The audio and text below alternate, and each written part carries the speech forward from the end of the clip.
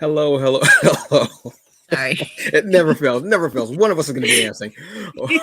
Welcome to another episode of Subsume Presents TBA News. As always, I am Antonio Pomares, aka the Hungry Bleak, and I am joined by. What's up, it's your girl Jabba Chan. Hey, how you doing? Look at the braids! The braids! The braids! Folks, we have been recording quite a bit. I've been recording, I feel like, all day. So I'm a little giddy right now at this point. Jabba deserves to be giddy because look at the braids. Legitimately look at the braids. Braids! The braids! Outstandingly done. Braids! How are you doing, Jabba? I'm good, just lowering down my caffeine, but I understand while I fill up on this little left bit of iced coffee that I have. So there you go. I probably shouldn't be drinking it, but there we go. We're going to do this. Mm-hmm. So we're going to jump right into this because we have a very interesting show where we're going to have a bit of a wrap-up recap of one of our favorite shows. You can probably guess what it is because it just ended this week, the first season. But first up, we're going to talk about Brooklyn Con. This is a con that's been going on. I didn't realize it had been going on for like 5 years. Okay. Congratulations to them for that. Yeah, awesome. It was right before the pandemic. I have not been to this one, unfortunately, and I hope to rectify that. This is going to be on June 8th and 9th. Tickets are still available. If you check out some of the special guests, I mean, they have Allison Court, who is the voice of Jubilation Lee. We also have Allison Seeley Smith, who is the voice of X-Men Extraordinaire, Omega Level Mutant Storm. We also have Rikishi of the WWE, the Bloodline. I acknowledge my tribal chief, obviously, and also of Too Cool. We also have Walter E. Jones, the original Black Ranger. He was a Black Ranger, but his color was also black. He wore. But black he outfit. is the original. Yes. We all know. Let's see, the hairline got better from the other days because the way they used to cut his hair was a tragedy. Talk about that. Look, this is a black show. We got to talk about black stuff sometimes. I'm just saying. They did that brother dirty. Anyway, we also have Carla Perez, who is a Rita Repulsa on there as well. And we also have another X-Men 97 alumni. He's the voice of Beast. This is George Buza, who I believe, I don't know if you remember this show. I think he was on a show called Maniac Mansion, which was based off of a computer game. It was about a meteor that landed in a mansion. There was a talking tentacle. It was a really weird game. It was a really, really weird. Did I even know? I didn't even add this up. So I'm talking and scrolling, and there's nothing up. That is awesome. Yeah, so you can check out. They've got like a really great lineup of guests. You still have time to get tickets, obviously. But yeah, I'm gonna try to go to this one. I really want to go there. Honestly, it is like I said. It's in Brooklyn. It's in the Major R. Owens Wellness Center in Brooklyn, June 8th and 9th. Tickets are still available. Check out. They've got so many things going on. They've got cosplays going on. They've got an artist alley. Excuse me. They'll have food and drink as drink as the kids say, drink as the adults say. They will have cosplay as well. They'll have a cosplay showcase, which is beautiful. Check this out. Some of your favorite cosplayers will be there. This is great.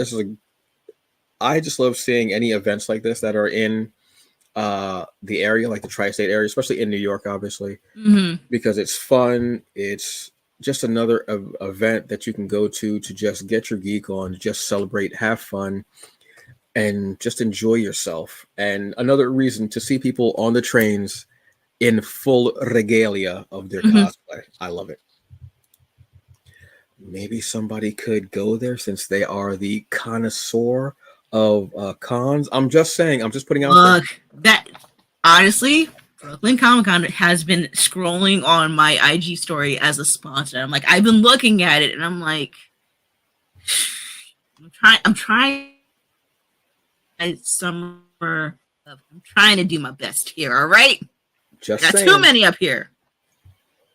Got too many going on, but you gotta give me the recap on how you like it. Yeah, I definitely do. But you know what? I love the fact that you're going to so many cons, that you have so many going on. I really enjoy hearing your perspective about going to all these different cons in different areas Mm-hmm. and knowing what you liked, what you didn't like, what was there. So I truly appreciate you going to all these cons and giving me feedback about different areas, things that you like, things that you may not have liked, how the area was in there.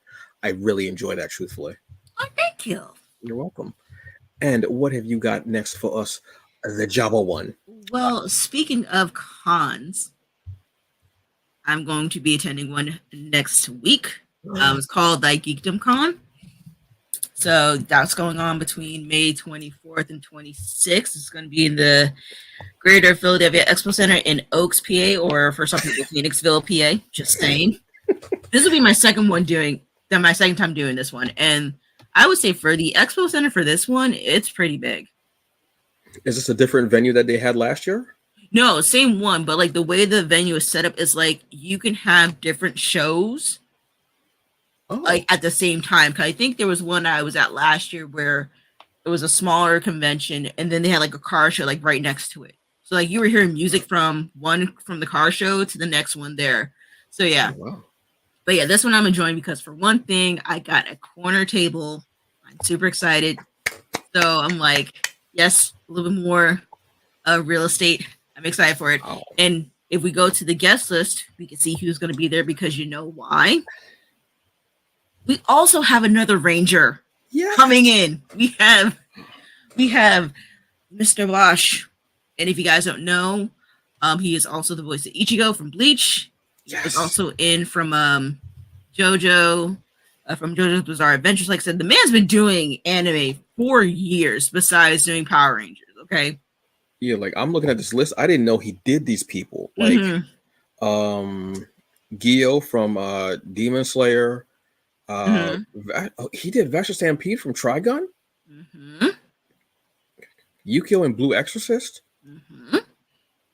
Kiba in Wolf's Rain. Oh my, that was one of the saddest animes. I did not think that's how that anime was going to be because it looked like it was going to be one thing and it turned out to be something else. Oh my god, I did not know. Tenkai Knights. Wow, I didn't know he did those voices. Yeah, he's a beast. Classic. And also, I think we have a few other ones. He's only be there Saturday and Sunday. Oh, okay. David Lodge. He was also he was Bahamut in Final Fantasy 15. I have to play that again and cry. He's got all the wow. Because I know that they're also the voice actress for Gohan for Dragon Ball is going to be there too. Oh, wait. Yeah. This is the dude that was Kenpachi? Yo. What? I hate it. Oh, yeah, that's right. He was also Jiraiya for Naruto. R.I.P. to your character. Wow. Awesome. Outstanding. Awesome. Yeah, so I don't know if they're going to be adding more people on later on down the line since like we're so close to the season. But I'm excited. I want to see how this turns out because I don't even know how many vendors we're going to even have at this convention. Oh, wow. But it is a long one. Yeah, this is a good lineup too. And you've got the 24th, 25th, 26th. You got 3 good days. I mean, and you got a stacked roster. Oh yeah, there it is. There goes Gohan. Oh wow. Yu Yu Hakusho as well. Okay. I love seeing like these lists. Oh wait, so she sang the opening. Okay, now I love her even more. Didn't notice that. Because it says in her bio that she sang the anime opening themes, the English ones. So for anybody that's a Yu Hakusho fan that knows the opening for the English one. Oh, for the English opening? Wait, yes. What? Yeah, scroll back up. So yeah, you see right there was like, in addition, she also sang many of the English translated Japanese animated themes for Kitty Grey, Case Closed, and Yu Yu Hakusho. So, homegirl, she's coming to the cookout. She is coming to the cookout. Well, let's not go that far. For me, she is. As long as she sings that song. Oh, wow.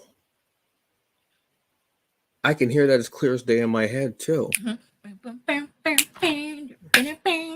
And I was definitely going to wear my Hiei t-shirt, too. But I decided, you know what? I'm going to wear just a regular t-shirt today.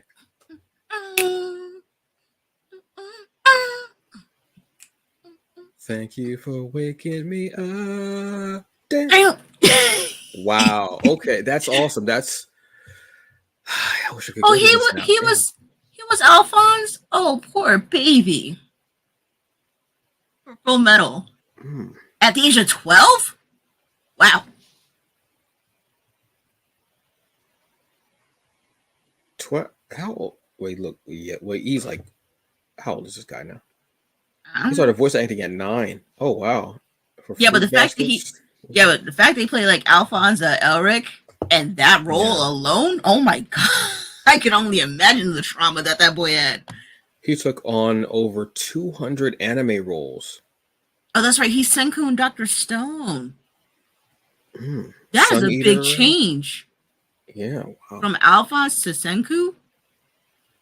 Wow. His voice dropped. It definitely did. He played Lucifer in Devil is a Part-Timer? Wow. Okay. Yeah. He served as assistant director for Ninja Slayer and Fairy Tail. And head director for Cheer Boys and Nanbaka. I love seeing people who will start in the industry in one spot and then they'll like diverge into other areas of that industry. That's always cool to me. Like starting out as being a voice actor, seeing how the industry is and what have you, and loving it and having a passion for it, and going into different areas there to like kind of elevate your skill, but also still having that love of doing the voice acting. Awesome. Well, this is a pretty stacked roster. They need to put your name up here. I think maybe as a special guest, like at the end, I want to say. I think that's appropriate. I mean, I'll be on the list for like, the little pamphlet that they give y'all. Pamphlet schmamphlet. That actually didn't even make any sense. I'm against it. It really didn't. Oh, wow. This is going to be cool. Yeah. So I'm excited. I know you're going to just run up to Johnny Young Bosch's table. But he does so much stuff. It's like, I don't even know what the man signed. It's too much. It's too much. And that's why he's so beloved. True. Very true. That's it. But you know what else is beloved? But also lamented? X-Men 97.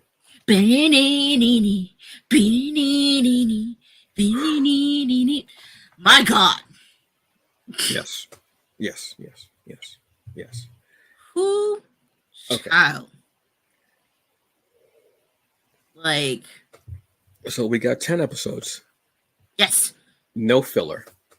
No. Gone are the days of 20-something episodes because you had to tell a story, and most of them were filler. This was a perfect continuation of a series. What has it been? Over 20 years? Yes. Yeah. Over 20 years. Continuation of a story where they brought in more, because now Disney is able to actually say, oh, this is this character, this is that character. You know what I mean? It wasn't like just how it used to be with the animated series. They would show like a shadow of like Spider-Man would just be standing on it. They didn't actually show, where now they can, because they own all the damn characters. True. And they did. They told more mature stories. Yes. In that same tone, because they know that the core audience, the ones that originally watched the series, have matured as well. So that storytelling had to mature. They did an exceptional job. Everyone keeps focusing on DeMeo and everything that happened with him. And they're forgetting, look at the rest of the team that did this. I don't know how much DeMeo was involved or wasn't involved, whatever his contribution was. I know that he had problems with Krakoa, which is what everybody kept focusing on to begin with. But what we got was a definite love letter to the original X-Men series, the comics, and also saying, we know you're older. We know you wanted more. We know you wanted these deeper stories, and for it to get a little darker at times. This is what we're going to do, modeled after the comics, as it felt like you were watching a motion comic. They did a phenomenal job with this. And I was someone who wasn't excited about it. And watching that I didn't want to watch that last episode because I didn't want it to end. And they did such an exceptional job. Loved it. Perfect. A lot of nods to the movies when he goes, so what would you rather have? Black leather? doing a nod of when Wolverine was like, "Oh, so what is it, black?" And he was like, "So what would you like? Yellow and gold spandex." That's harking back to the actual comic and little things like, yeah, that was phenomenal, phenomenal series.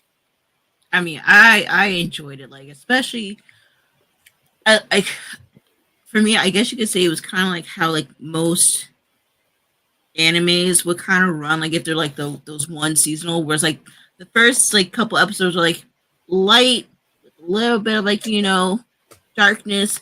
Then there's like that one episode in the middle where it's like, all right, we're gonna like throw everything and piss people off in shock, and then it comes down to like the final battle and conclusion, and then it's like the what next type of thing, or like what else can happen? Like, are we gonna get like season 2? It's gonna end like this? Like, who knows? So I like that. I do like how at the last episode where they wore the OG outfits. I'm like, the OG outfits. Yes. The OG outfits. The brown and yellow for Wolverine. And then Scott with his little swim cap on and goggles. Tuck it all up in there. Yes. And then like with Jean Grey and her Phoenix outfit, I'm like, oh yeah, this is classic. I like, because in my mind, like, you forget what they originally look like the original outfits from like so long ago. Mm-hmm. I'm like, oh yeah, I forgot I used to wear that, because you don't see it now. Yeah. The costume changes were cool. I loved seeing that. I love seeing, because that's one thing about X-Men is they will change their outfits. I actually like when they all wore the actual school uniform. I love that. I love that cover done by Jim Lee, where they all have on the school uniform. I love that because I don't know why it just, I don't, for some reason I always loved it. And I love that Scott was the one who just stayed in it because he was like the heart of the school. You can say whatever you want about him. This showed him not being a Boy Scout also. Yeah. They showed him being Scott because I forgot who it was who said that, the X-Men movies, the live action movies kind of mess with y'all heads about what Scott is about. Scott is down. Scott is down. They did an amazing, like you're saying, the OG outfits for them was great. I love even seeing Cable go into that outfit. And that's where the joke came from. The only person who didn't change outfits, actually two people, were Nightcrawler and Beast, because Beast just pretty much wears just some undies. Yeah, that's pretty. Yeah, basically it. So you can't really, but he's had some good outfits, also some good costumes, also as well. But they just go with that classic, like just the undies. Or if not, it's the undies and the white coat. Yeah. Because he's always wearing like his lab coat. So it's like it's like a lab coat and undies with a pocket protector, and I'm like, why? Yeah. What's the point? Why? Why? So they did a grand for that. What I loved also is that what they did better than any of them, except for actually Days of Future Past, they did this pretty well. In the beginning of Days of Future Past, they showed the X-Men working as a team. Because that's what the biggest thing with the X-Men has always been, that much like Jujutsu Kaisen, they will gang up on you. And they fight so well together. In the movies, we didn't really get it. Like I said, except for Days of Future Past. In the original series, we didn't really get it, even though we saw them train in the Danger Room. This series, we saw them fight together. One of the best fights was Wolverine and Nightcrawler when they were fighting together, and you see, because throughout the series, even the original series, we saw Nightcrawler as he's a priest, very pious, Christian. Always, I even love the way that he says God because of his German accent. I always love the way that he says God. And it was just always so great and cool to see him like that. But I'm like, when are we going to see Nightcrawler really let loose? And we see him let loose, and Wolverine goes, "Well, I got 6," and he goes, "9, my friend. We have 9." Yep. And you see him like with that, and the music changes. And they did a great thing with music as well. When the music and the fight scenes would go, and you would see the two people work in tandem together, they did that flawlessly well. I loved it. Seeing Nightcrawler just go at it, and when you see the sword fall, and you go, oh. And then the next scene, you see him with the swords, and he goes, no. and you see him just let loose, and it was just so cool. It's definitely going to be a rewatch, definitely. Oh yeah, because especially like and especially I think it was like the end of episode 9 before. Yeah, it was the end of episode 9 because that one I'm sitting there, I'm like, I'm kind of glad that they did it with the way how Wolverine got mangled in a sense. Yeah, I was sitting, I'm like, I'm surprised they didn't do it like when they had the movies because it makes sense. I'm like, you are full of adamantium, so like you're pure metal, like your whole skeleton is metal. So it was like Magneto could just do away with you if he wants to in a hot minute. Yeah, and the fact that they did it, and I was looking at somebody else who was like raving about the X-Men, where it's like they said that they matched the actual comic. Like yeah, it was like almost it was like completely accurate. So I'm like, okay, since I don't read the comics like that, well, I can't even say it like that. I don't read the comics at all. I'm glad that at least people who are fluent within the comics understand that like Disney did like how they did it. So I'm glad like they're getting like the recognition for like, you know, the people that made the comics back in the day to be in full animation. Yeah, it's actually worse in the comics. I can imagine. I think I actually have that comic too. I remember buying it at the mall in high school because it has like a hologram card like in the cover on the front. I think it was issue 300, maybe something like that, and it was similar to that. And Magneto has been holding back for so long with him, and he's like, you know what, I'm so tired of this. You know what I can do, and Magneto at a certain point, Eric Lensher, whatever you want to call it, like at a certain point, he was just like, yeah, I'm done with this. Even when he says, shut up to Xavier, I was like, I'm not mad at you for telling him to shut up, because sometimes Charles is a little talkative. To be a telepath, he talks a lot. And yeah, that scene was, for anybody who knew it, and people started showing up like, I didn't think they were going to do that, because that was the most painful, and it actually changes Wolverine. For a time, he won't go in the mansion. He stays outside, and he's more feral at that point. Something happens to him where he actually gets bigger too, like his muscles, he gets bigger. He's like a hulking feral mess. Like he's still talking everything, obviously, and he stays outside. He won't go in the mansion. He stays like up in trees. He set up, and with his mask, he actually ties it around his face, almost like a do-rag. Oh, okay. And like he'll have like a blue like scarf around his face, but it's like a mask. He'll have like the holes in there and everything. And yeah, he goes feral from it. I think it's because his body is ramped up from healing, maybe.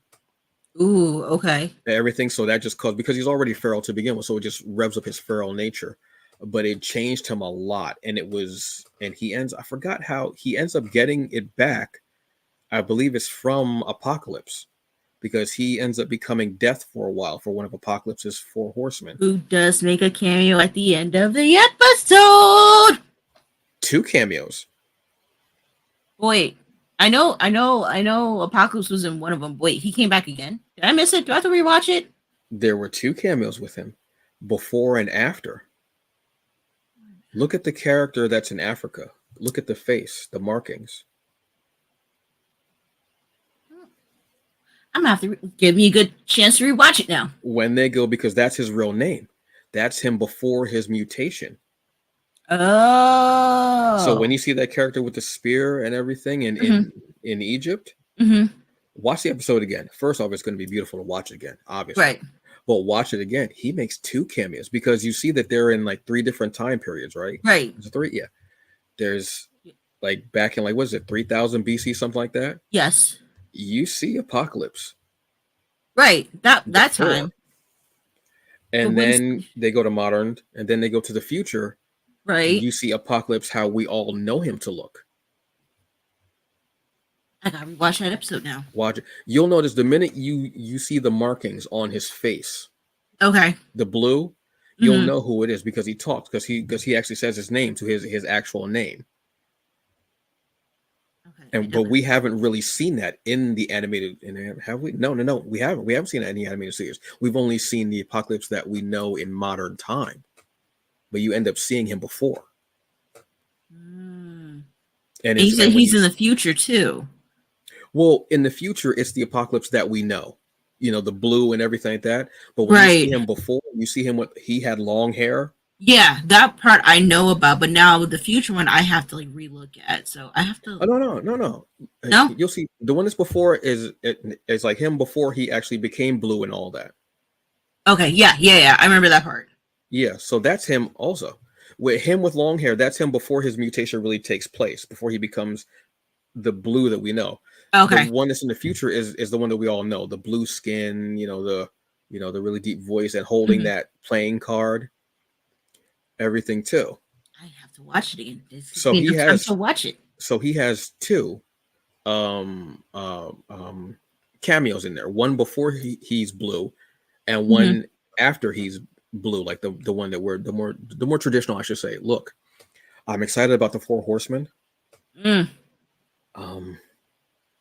Because that's just such a storied tale as well, and I'm hoping that we get to see Archangel in there. Ooh. Warren Worthington III is one of my favorites. Now we're gonna switch gears, and now I'm gonna ask you questions just to wrap it up real quick. So, What are your predictions as an X-Men comic reader? What are you expecting for season 2? We're going to get a lot of timeline jumping. We're going to see we're going to tap into Days of Future Past. Okay. We're going to get the Four Horsemen. Okay. We're going to get Archangel is going to arrive along with Psylocke. We're going to be getting possibly another team. Okay. Is going to be debuting because we've got 2 members so far of New Mutants, they start out New Mutants, then New Mutants become X-Force, which is more militant. We're going to see the mansion rebuilt and destroyed again, as we will in every season, which I love the fact that they kept that trope going. Thank you very much for that. I just realized it now. And we're going to see the original X-Men, the original 5, come back, I want to say. We're going to see, we already have 3. We're going to see Iceman and we're going to see Angel appear in the series. Those are my predictions. Probably wrong. I'm sure to watch. Yes, it will be a very exciting. It's a very fun show. I'm very happy. I'm glad they did everything that they did, and I'm very excited to rewatch. I'm actually excited to watch the original series, then just bleed right into the new series. Very fun. So I'm very happy, very excited, and it's cool. That's pretty much it, folks. So on behalf of the Jabba-chan. The braids. I apologize, folks. Like I said, it's late in the day. We've had a long day. I've been up since 4. What time have you been up since, Jabba? I've been up since 6:30, but still. That's not any better. That's not. On behalf of Subsume Presents TBA News, I am Antonio Pomares. This is Jabba-chan. Braids! We will see you all next time. Thank you so very much. But if you are still clamoring for what we are talking about, you can also see us on The Hungry Bleak Presents Anime and Gaming News, where we're talking about anime, we're talking about gaming, and we're also talking about the braids once again. We both need a lot of sleep. Yeah. Have a very good evening or day, whatever time it is. Enjoy yourself, be well, and we will see you next time. Thank you very much. Bye-bye. Bye. I waved at you and it was off camera. I don't know why that happened.